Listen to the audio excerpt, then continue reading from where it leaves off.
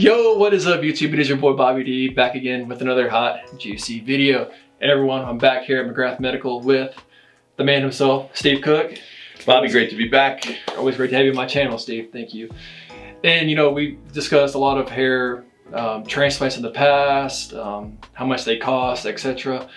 And so one of my questions is, Steve, you know, how many grafts can you move in one transplant? What's the most? So what do you think?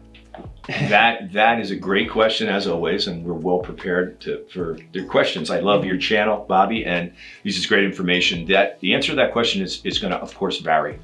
And what determines the field or the donor zone, how many grafts you can get out of the back of the head, are a number of different variables. It's also kind of a math problem or from an engineering standpoint. One is, how big is your head? I found out by putting on a laser hat, which didn't fit once, that I have a big head. I guess I do. So the back of your head and the amount of centimeters, we use centimeters in the industry, it's how large that area is. That's one of the factors. Then there's the density. So the density, and I'll just shoot this out at you, Middle Eastern descent, patients with Middle Eastern descent are probably gonna have the thickest hair, the most dense hair. The patients from Hispanic descent are going to have the second most in the world, and then it varies from there. So it depends on how that hair. The back of the head is as much of a challenge to these doctors from an artistry standpoint as is the recipient area or the front or the hairline or the crown or whatnot. Well, what do I mean by that? You have to be very careful. The doctors that are board certified, the doctors that have gone through fellowships, the doctors that have given up their livelihoods and trained under really good doctors that have been, board certified, are trained to remove grafts in a way which won't, what we call, over harvest or give you a moth-eaten look in the back of the head. I'm referring to the FUE procedure. The FUT procedure is all about flexibility of the scalp. So if you're a bald guy, if you're Norwood 5 or Norwood 7 or Norwood 6, I think it goes 5, 6, 7, we need a lot of hair. So it's the flexibility in the back of the head and then how large your head is and then your density. So if you take, 3/4 of an inch or, maybe a certain size centimeter all the way across the back, and then you have really good density. Let's say you have 225 follicular units, or 225 hairs per centimeter squared. Depending upon the size of that strip, that'll extrapolate out to how many grafts you can get. If you have FUE, you want to be very careful that you're going to take out hair but not leave it look like it's been eaten by a moth. Don't like that. So I guess you're looking for specific numbers. So let's just I always use like kind of under promise, over achieve. I use below average numbers or just on average numbers, because we have to take into consideration that a lot of guys that are going bald, they're not great candidates, because believe it or not, the DHT is also attacking the back of the hair in the donor zone as it is attacking everywhere else and making you go bald. So it's weakening our donor zone. We don't have to worry about that hair ever falling out. It's not going to attack it that much, but that's another reason why we get patients on finasteride. So if we use an average patient with average donor density, and we're trying to get as much hair as we can get out of the back of the head with a strip, you're probably looking in somewhere in the areas of about 3,300 grafts. Quite a bit. Now you can go back in there in a second case, and you can't get as much because you have to take out the strips because you only want to be left with one scar.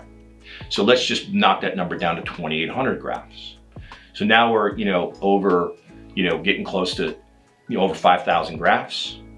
And I don't really like to advise patients to go for a third strip. So now we start turning it over to FUE.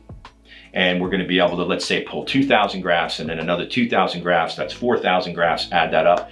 That's well over 8,500 grafts. Mm-hmm. Now, if you go the opposite way and you do FUE and you go to one of these places that promises you the world, they're going to tell you they can do, 3,000 grafts, 4,000 grafts, 5,000 grafts.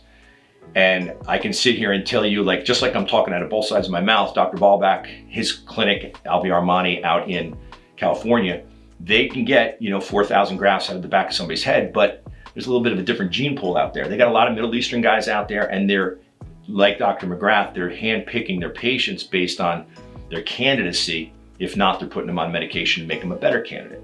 So now we're going back to the average for FUE. The the FUE average is probably about 2,500 grafts.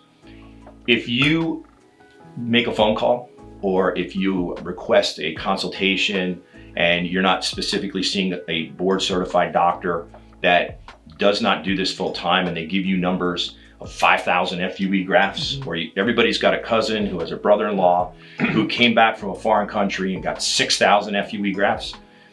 I mean, there's two things going on the internet. One is that they're cherry picking cases. I just gave you a doctor who does very good work out in Los Angeles, and they're doing large graft sizes, but not every day. So there's a few cases. I mean, here in Austin, where we are today, Dr. McGrath has done cases where the numbers are very high, but the majority are lower because you have to protect a donor. So sometimes I'll speak to patients, Bobby, and they'll say, man, I'm just having a hard time trying to figure this out, Steve. I've spoke to you today, and I've watched some of your videos on different channels, and you're telling me that maybe the maximum that we can get out of the back of my head, and I need a lot of hair, is 2,800 FUE grafts. There's 3 other doctors that are right down the street that said they can get 5,000 grafts. And I'm like, doesn't that tell you something? Yeah. Wouldn't it be nice that we would be able to charge you, and we do want to make money, we're open for business, for 5,000 grafts, but that's not going to be the best for your donor. Yeah, red flags. Does that make sense? Yeah. It makes a lot of sense. So that's the thing. There's no specific number, but what you want to always do, and this is kind of my walking through life advice, right, is err on the side of caution, right? Plan for the worst, hope for the best, and then visit a couple different clinics and get some ideas and ask them to show you some photos. If somebody's telling you that they're going to take 5,000 grafts out of the back of your head, show me a case where you've taken 5,000 grafts out of the back of the head. It's not a Middle Eastern guy with a big fat head, okay? And show me someone like me, like the Western side of Europe, that you've taken 5,000 grafts, and I want to see that scarring in the back. I want to see what it looks like. Unfortunately, and I never, as everyone knows, ever have any bad words to say about anybody, but I have seen case after case after case of patient after patient who comes in to different doctors I've worked with throughout the years for corrective work, and there's been too much taken out of the back. So, we want to make sure, again, err on the side of caution. Let's not push the envelope. But there is no magic answer, and it really is decided upon all these different variables. For sure. Appreciate it, Steve. Always giving out great knowledge. Knowledge is power over here.